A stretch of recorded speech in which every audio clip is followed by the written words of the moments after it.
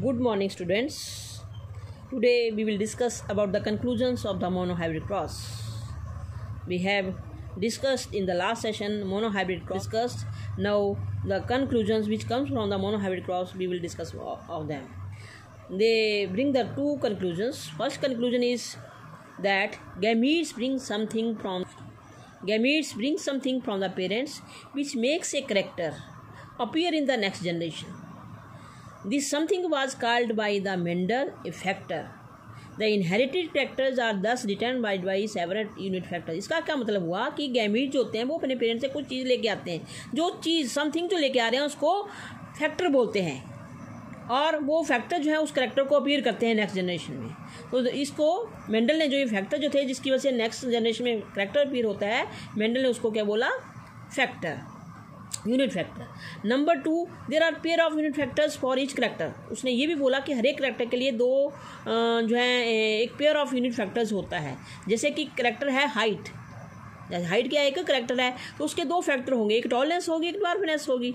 Tallness will be character determined by the unit factors and the dwarfness is also controlled by the unit factors. So these two conclusions that brought by the monohybrid cross. Next is introduction of the term gene. These two conclusions, there are many conclusions which are brought by the monohybrid cross. From the next conclusions we will come to the term gene. The term gene was given by the botanist Johnson. He used the term for the Mendel's trait unit factors. जो Mendel बोलता था कि unit factor है कि parents जो है something bring something from the parents that is called unit factors. दो unit factors के लिए जो है डैनिश ने टर्म जीन का यूज़ किया in 1909. And genes are carried on the chromosome. This was proved by the Morgan in 1912 कि parents जो हैं वो समथिंग लेके आते हैं, उन समथिंग को यूनिट फैक्टर्स बोलते हैं. ये यूनिट फैक्टर जो हैं ये जीन्स हैं, ये डैनिश ने बोला. और ये जो जीन्स होते हैं ये क्रोमोसोम्स के ऊपर होते हैं, ये प्रूव किया मॉर्गन ने 1912 में. ये जो ऊपर के दो कंक्लूजन्स थे, पहला और दूसरा कंक्लूजन, इससे जो है वो दो लॉ जो है वो निकल के आए. एक आया the law of paired factors. The law of paired factor इसको बोलते हैं first law, and it came from the first and the second conclusion. And then the law of dominance. This is the second law brought by the Mendel. And then the law of segregation. उसके बाद जो है law of independent assortment है. 4 laws हैं. एक है law of paired factors, law of dominance, law of segregation. ये अलग अलग कंक्लूजन से आए. अब ये जो लॉ ऑफ पेयर्ड फैक्टर्स है, law of unit paired factors, ये हमारा फर्स्ट लॉ बोलते हैं. ये लॉ क्या बोलता है? What is the statement of this law? This law states that the various hereditary characters are controlled by the factors and there is a pair of factors for each character. उन्होंने बोला कि हर एक character के लिए जो hereditary character हैं, जो parents से नेक्स्ट जनरेशन में आते हैं, they are controlled by the factors. उनको कौन कंट्रोल करता है? फैक्टर्स. और उन करेक्टर्स के लिए जो है पेयर ऑफ फैक्टर्स होता है. जैसे मान लीजिए हाइट है, हाइट एक करेक्टर है, इसके लिए पेयर ऑफ फैक्टर्स होंगे, tallness and dwarfness. So height जो करेक्टर है उसको दो पेयर ऑफ फैक्टर जो वो कंट्रोल करेंगे. एक पेयर जो होगा टॉलनेस का होगा, एक पेयर जो होगा वो ड्वार्फनेस का होगा. उसके बाद जो है आपका ये तो हो गया लॉ ऑफ यूनिट और the pair factors, first law जिसको बोलते हैं, जो मेंडल निकाला.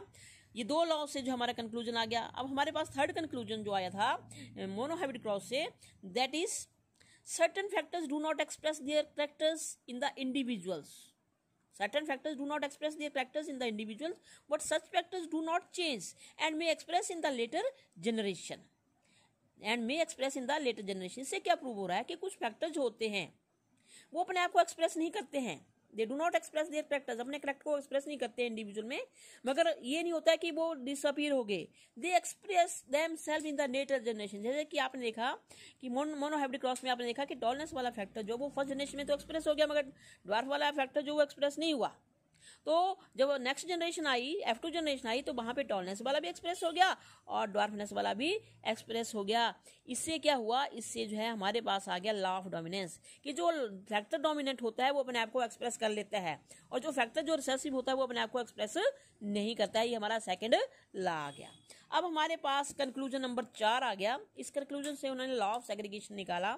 ये कंक्लूजन क्या बोलता है? फोर्थ कंक्लूजन बोलता है the factors of each character segregate during gamete formation. The factors for each character segregate during gamete formation so that each gamete receives only one factor for each character. This is the third law of heredity. क्या बोला उन्होंने कि जब वो gametogenesis होती है, जब आपने देखा पेरेंट्स हैं, एक है हमारे पास मेल पेरेंट्स हैं, एक फीमेल पेरेंट्स हैं, और उनके बीच में जब गैमेटोजेनेसिस होती है तो उनके जो है वो क्रोमोसोम अलग हो जाते हैं। तो ये जो गैमीट्स होते हैं they receive only one factor, क्योंकि हमारे पास जैसे टॉलनेस के दो फैक्टर हैं, कैपिटल टी, ड्वार्फनेस के दो फैक्टर हैं, स्मॉल टी। मगर जब गैमीट्स बने तो गैमीट्स के पास क्या है, एक सिंगल टी, फिर सिंगल टी कैपिटल वाला, फिर स्मॉल टी अलग अलग इंडिविजुअल, आगे ये गैमीट्स हैं। तो हर एक गैमीट जो होता है that receives only one factor for each character. This is called the law of segregation. Okay, उसके बाद जो है आपका पास पांचवा कंक्लूजन आएगा कि that traits do not blend. Traits मतलब Characters do not blend. Mendel noted that none of the plant in the F1 generation was intermediate in size between the two parents. From this he concluded that the blending of characters do not occur. इसका क्या मतलब हुआ, जब आपने monohybrid cross किया, हमारे पास F1 generation आई, parents जो थे एक प्योर टॉल थे, एक प्योर डॉर्फ थे, मगर जो F1 जनरेशन आई वो सारी की सारी टॉल आई, वो टॉल आई, हाइब्रिड टॉल थी वो, मगर वो दोनों के बीच में नहीं थी कि एक टॉल था एक ड्वार्फ था, तो उनके बीच में मतलब एक की हाइट मान लो 10 फुट है, एक की 8 फुट है, तो बीच वाली हाइट 6 फुट आ गई है F1 जनरेशन की, ऐसा नहीं था। There resemble only one parent which is the dominant. इसका मतलब है कि वो मिक्स भी तो हो सकते थे, 6 फीट भी हो सकती थी हाइट, मगर वो एक ही पेरेंट को बिलोंग किए, जो 10 फुट वाला था उसको बिलोंग किए। मीन्स कि blending of characters do not take place. Okay, next conclusion आपका आ गया कंक्लूजन नंबर 6। ये पता नहीं मैं क्लिक कितने हैं। द सिक्स्थ कंक्लूजन जो है that shows that two factors of a character are similar in the individuals which breed true and dissimilar in individuals which do not breed true. क्या बोला, किसी कैरेक्टर के जो फैक्टर होते हैं उन इंडिविजुअल्स में सेम होते हैं जिनमें ट्रू ब्रीडिंग होती है, और उन इंडिविजुअल में डिफरेंट होते हैं जिनमें ट्रू ब्रीडिंग नहीं होती है। जैसे कि आपने देखा कि जो कैपिटल टी है उनमें सेम है क्योंकि उनमें ट्रू ब्रीडिंग होती है। और जैसे एक हमारे पास F1 जनरेशन आई, वो क्या आई, कैपिटल टी स्मॉल टी आई, मगर है वो टॉल, वो हाइब्रिड है, तो उनमें ट्रू ब्रीडिंग नहीं है। जिनमें ट्रू ब्रीडिंग होंगी वो दोनों ही फैक्टर सेम होंगे, चाहे वो ड्वार्फ हो चाहे वो डोमिनेंट हो। जैसे small T that is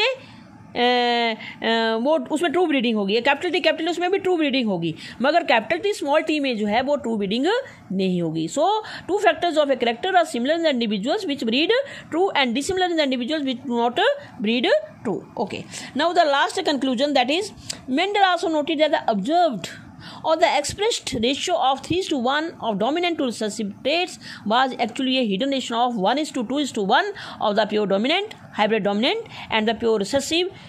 From this become evident and this become evident in the F3 generation. क्या बोला आपको, मेंडल ने क्या नोट किया कि जो हमारे पास F1 जनरेशन आई थी, जो हमने देखी थी, जो एक्सप्रेस हुई थी, वो क्या थी कि जो हमारी F2 रेशियो थी उसमें क्या आए थे, 3 टॉल आए थे और एक ड्वार्फ आया था। ये 3 टॉल थे, इनमें से एक प्योर टॉल था, 2 हाइब्रिड टॉल थे और एक जो था हमारे पास रिसेसिव था।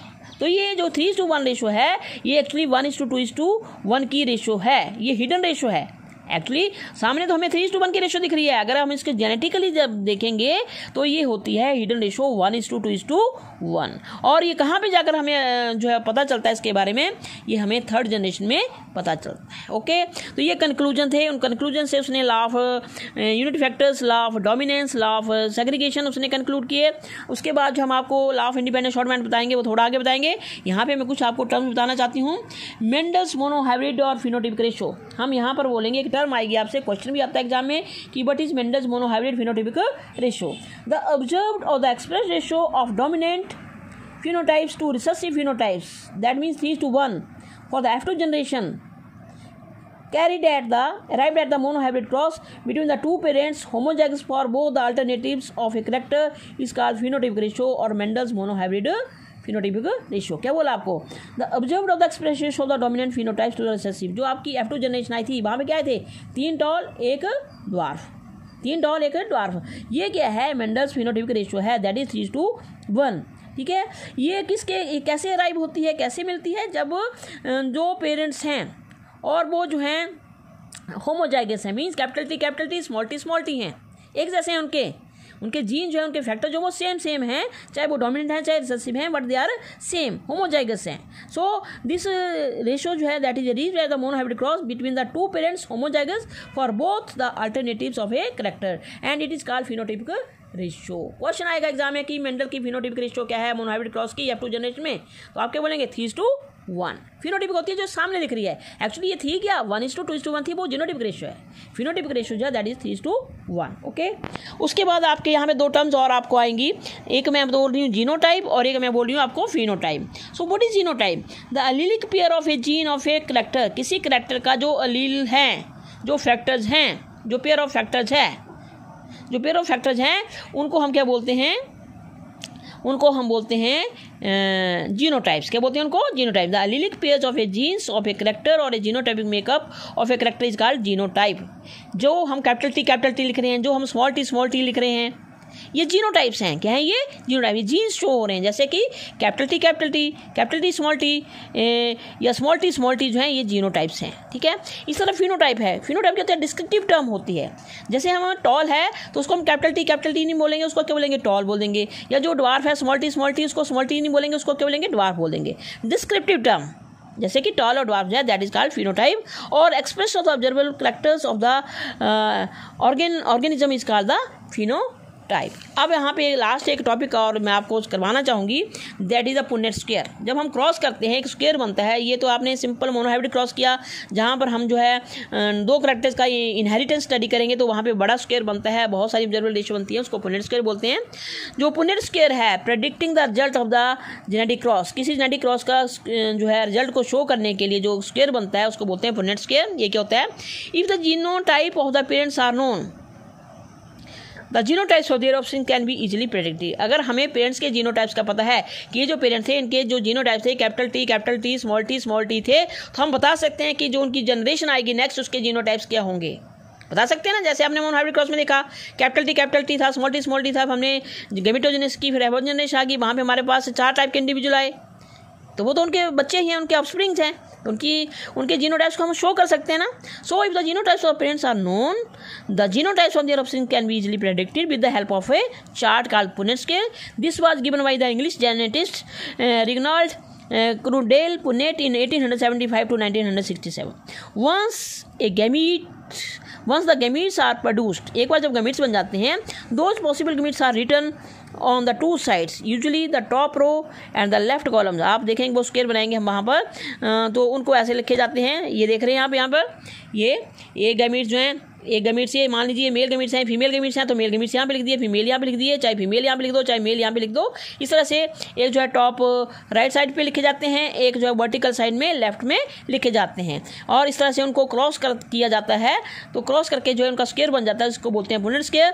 पुनेट स्क्वायर से जो है हम नेक्स्ट जनरेशन के, अगर हमें पेरेंटल जीनोटाइप्स का पता है तो उनके ऑफस्प्रिंग के जीनोटाइप्स को हम एक्सप्रेस कर सकते हैं. This is over.